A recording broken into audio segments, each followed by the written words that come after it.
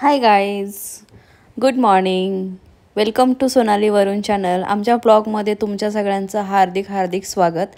So चला मंडळी, आज म्हटलं खूप दिवस झाले आफ्टर डिलिव्हरी ना मला अजिबात वेळ मिळाला नव्हता माझ्या मंदिराकडे लक्ष द्यायला. सो फायनली आज वेळ मिळाला. म्हटलं चला आज तुमच्याशी ना मी मंदिर कसं क्लीन करते आणि मेन म्हणजे सिल्वर जे देवाच्या मूर्त्या आहेत त्यांना कसं साफ करते, त्यांच्यासाठी काय यूज करते हे मी तुमच्याशी आज शेअर करणार आहे. सो त्याच्यासाठी ना व्हिडिओ शेवटपर्यंत बघा आणि प्लीज मला माफ करा, मध्ये मध्ये बेबीचा आवाज पण येतोय.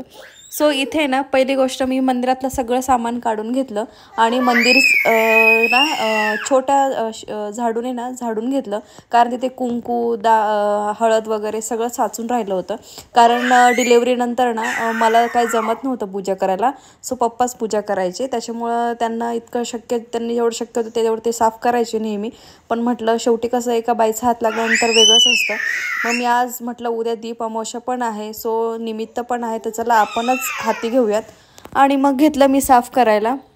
आणि आम्ही हा घट इथे ठेवतो. आता प्रत्येकजण ठेवते की नाही माहीत नाही, पण आम्ही उजव्या बाजूला मंदिराच्या नेहमी घट असा मांडून ठेवतो. त्याच्यामुळे एक छान पण असतं आणि त्याचं काहीतरी शास्त्र पण आहे. ते मला इतकं सांगता नाही येणार, पण पप्पा म्हणतात म्हणून आम्ही इथं मांडतो. आणि मग मी सगळं साईडचं वगैरे सगळं क्लीन करून घेतलं आणि सगळे दिवे एका ताटामध्ये काढून घेतले. म्हटलं एकदा ना दिव्यांचं ना सगळे जे देव आहेत ना त्यांना आधी ना मी भिजत ठेवते, म्हणजे मला जे वापरायचं त्याच्यासाठी. आणि मग तोपर्यंत मी मंदिर साफ करून घेते. तिकडे मी साईडला दिव्यांना असं लावून ठेवलं होतं आपलं देवांना, आणि इकडे मी मंदिर साफ करायला घेतलं. सो ना मंदिराचं जे आम्ही नेहमी जो एक अखंड दिवा जो तेजवतो ना, त्याची इतकी काजळी आली होती ना, त्याचा इतका वास येत होता. मला म्हटलं चला आपल्याला हे सगळं क्लीन करणं खूपच महत्त्वाचं आहे. मग मी सगळं एक एक गोष्ट क्लीन करायला घेतली इथे आणि ती फरशी पण काढून घेतली. आणि प्रॉब्लेम असा झाला ना, मार्बल असल्यामुळे ना तो डाग निघतच नव्हता. मी खूप ट्राय केलं.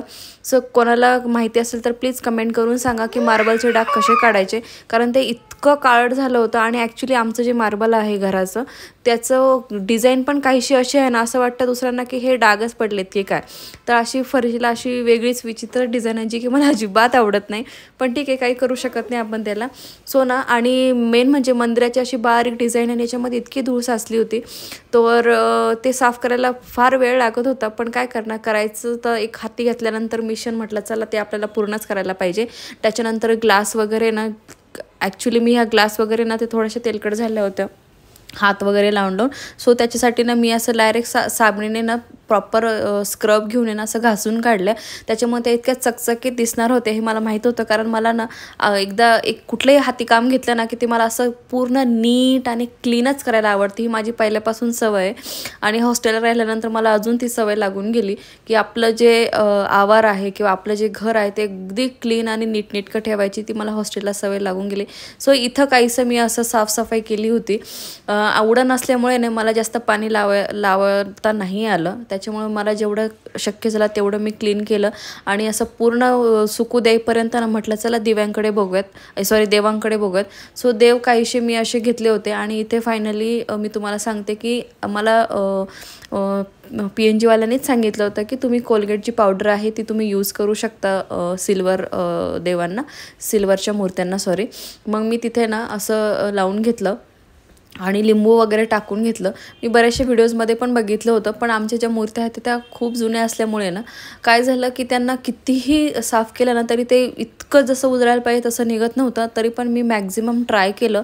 सर इथे प्रत्येक मूर्तीला ते व्यवस्थित ते लेप लावून ठेवला आणि म्हटलं तसं लेप लावून ठेवल्यानंतर काही हे नाही आहे, तसं होणार नाही, कारण ते लेप लावून ठेवायला लागतं 10-15-20 मिनटं आणि मग ते साफ करायला घ्यायला लागतं. तर मूर्त्या खूप होत्या त्याच्यामुळे वेळ पण भरपूर लागत होता. पण म्हटलं ठीक आहे, काही हरकत नाही, करायचं तर आहे, हात तिथं घेतलंच आहे. आणि प्रॉब्लेम कसा असतो ना, हे जे सिल्वरचे जे मूर्त्या असतात ना ह्यांची डिझाईन इतकी नक्षीदार असते ना, इतकं बारीक बारीक त्यांचं डिझाईन केलेलं असतं ना, त्याच्यामुळे प्रत्येक आतमध्ये एकदम रेखीव काम असल्यामुळं ना प्रत्येक ठिकाणी ते क्लीन होईल हे थोडंसं डिफिकल्ट होऊन जातं. पण तरी मी ट्राय केलं.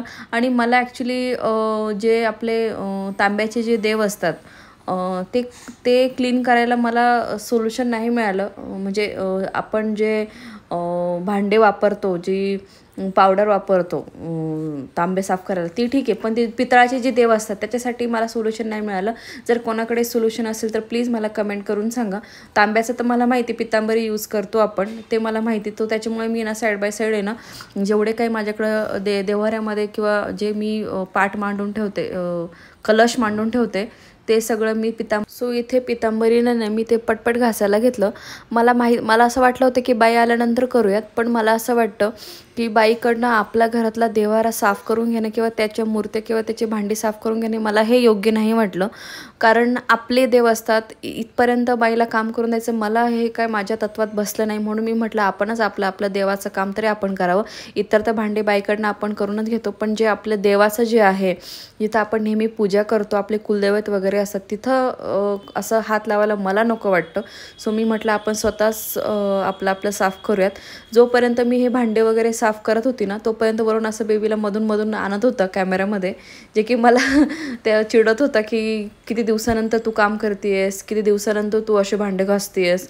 पण असं नाही आहे, जेव्हा जेव्हा बाई नसते तेव्हा मलाच करायला लागतं. म्हणजे आम्ही दोघंही करतो, असं नाही की मी एकटीच करते, आम्ही दोघं मिळून करतो. मागचे जर ब्लॉग तुम्ही बघितला असेल त्याच्यामध्ये आम्ही दोघांनीही काम केलेलं आहे. सो फायनली बराच वेळ झाल्यानंतर ना मग मी इथे घेतलं ते साफ करायला मूर्ती वगैरे, तुम्ही इथे बघू शकता.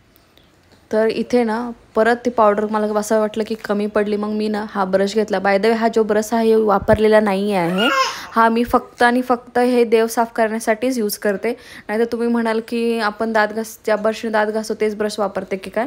ब्रश हा मी नवीन पॅकमधून काढलेला आहे आणि मी तो वापरते. तेवढं मला असं वाटतं की ऑब्वियसली ते आपण तसं करणारच नाही. आणि मग मी ना हे प्रत्येक आहे ना देवाशे ब्रशने पण घासायला घेतले. परत लिंबू वगैरे टाकून पण घासत होती. आणि इथं ना जे आपलं शिवलिंग आहे, शिवलिंगावर तर आपण जे बेलाचं पान ठेवतं तेही सिल्वर असल्यामुळे ना ते इतकं सुंदर दिसत होतं मला. पण असं वाटतं की ओके निघेल बहुतेक सगळे. सो मी सगळे पटपट असे घासायला घेतले.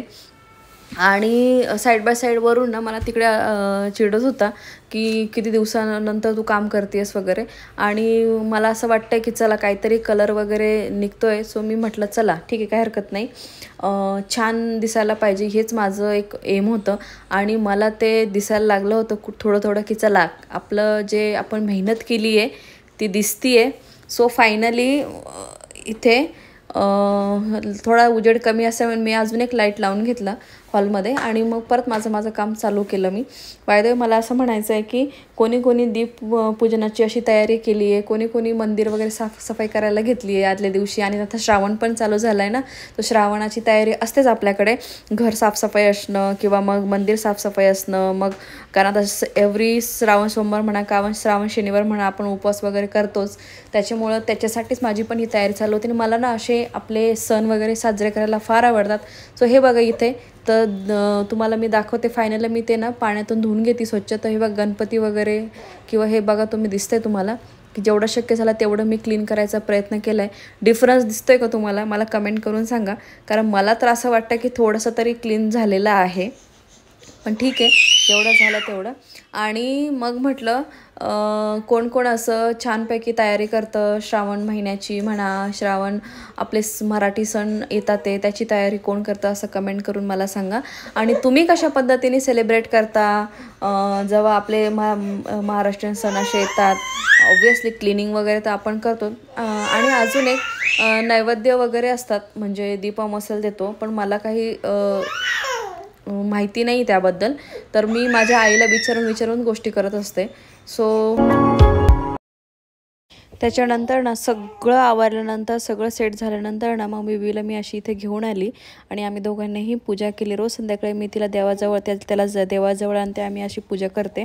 सो चलो बाय बाय, भेटू नेक्स्ट व्लॉगमध्ये. तुम्हाला जर व्हिडिओ आवडत असेल अजून पुढचे काही नवीन गोष्टी बघायचे असेल तर चॅनेलला सबस्क्राईब करा, शेअर करा, कमेंट करा. आणि प्लीज काही तुम्हाला सजेस्ट करायचं तर सजेस्टही करा. अजून तुम्हाला कुठले व्हिडिओ पाहिजेत आमच्याकडनं तसंही कमेंट करून सांगा. सो चलो बाय बाय, भेटू नेक्स्ट व्लॉगमध्ये. तोपर्यंत तुमची आणि तुमच्या फॅमिलीची सर्वांची काळजी घ्या. चलो bye bye, see you next व्लॉगमध्ये. Subscribe my channel.